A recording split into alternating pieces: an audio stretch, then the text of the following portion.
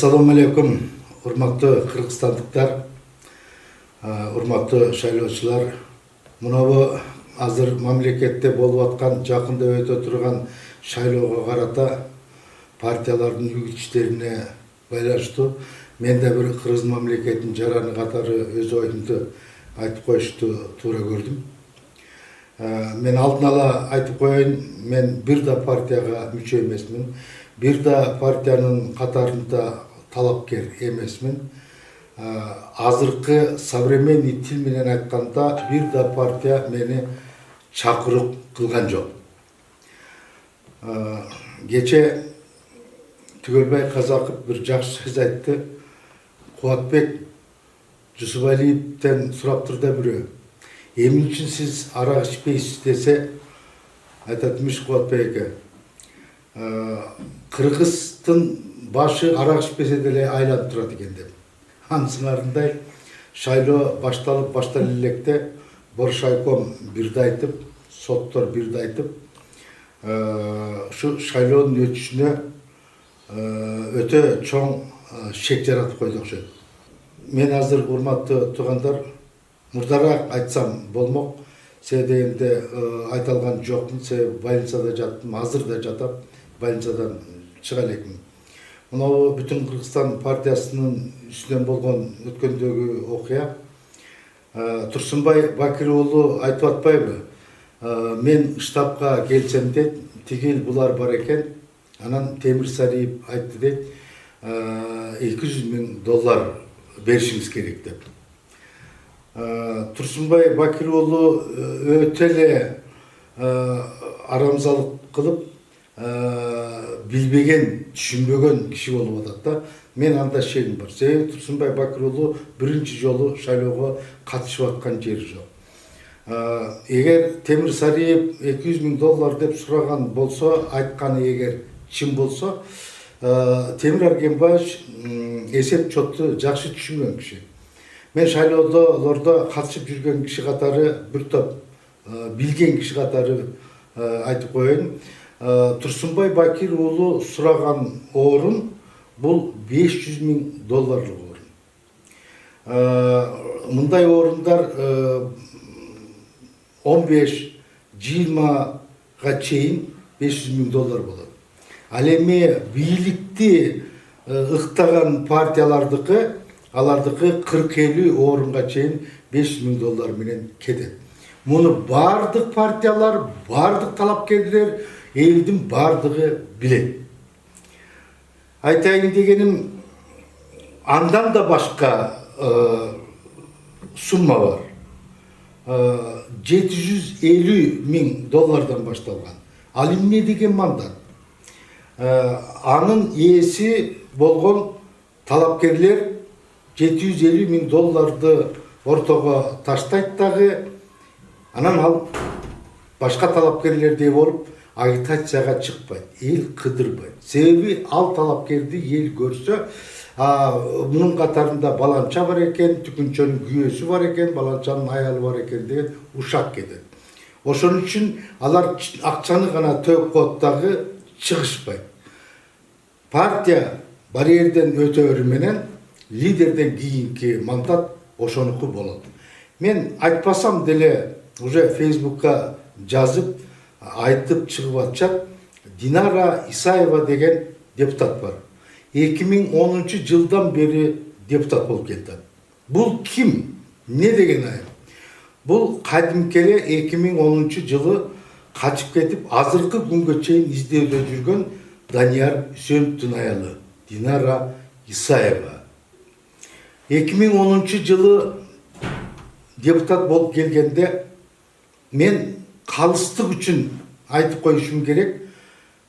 Камчыбек Ташиев мен бул аял менен бир палатада депутат болуп отурбайм деп бир тоң тоболоң салган. Кызыгы, бул аял ошомойнча эле токтоп калган жок. 2015 жылы дагы кайра шайланып келип, мына 2020 жылга чейин 10 жылдан бери депутат болуп отурат. Азыр дагы Биримдик партиясынын катарында кайра дагы депутаттыкка кетип атат. Мен азыркы биздин күч түзүмдөрүнө takır düşünbeyim de. Daniel Hüseyin'di 10 yıldan beri izlep tapmay жүрүшөт. Ayalı Jogorku Kеңеште депутат болуп otursa barıp сурап койбойбу дейм да. Ey güyöң kayakta emine boldu, süйлөшүп атасыңбы деп сурап койбойбу дейм да. Сурабайт. Yani hiç kim izlebeyт тургандар.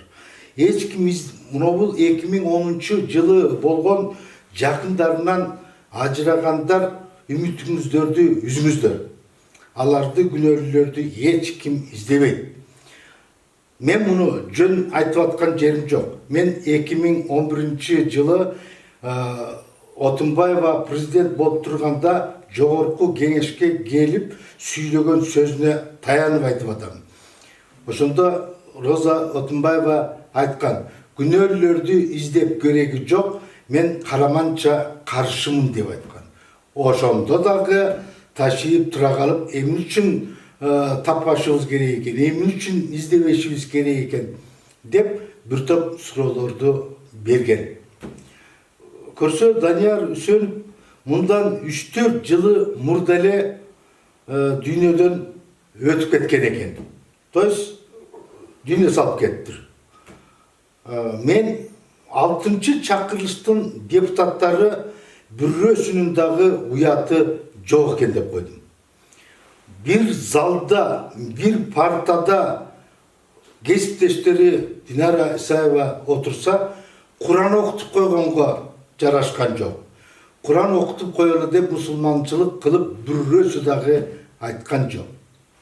Садыр Жапаровдун камалышы боюнча мен кайсы канал экенин эсимде жок, шашып жүрдүм эле. Азыр дагы интернетте карасаңыздар болот. Мен берген интервьюм бар. Мен анда ушундай айткам, дагы бир жолу кайталап коеюн. Садыр Жапаровдун түрмөгө отурушу бул эл бузар, журт бузар, кара ниет, кара өзгөлөрдүн айынан Садыр Жапаров азыр түрмөдө отурат. Мен муну акылдуулук кылып айтып аткан жерим жок. Мен муну белгилүү саясатчы, убактылуу өкмөттүн мүчөсү, азыркы Конституциянын атасы деп жүргөн Өмүрбек Текебаевдин сөзүнө таянуу менен айтып атам. Себеби Өмүрбек Текебаевдин айткан сөзү бар. 2011-жылы дейт. Атамбаев алсыз эле.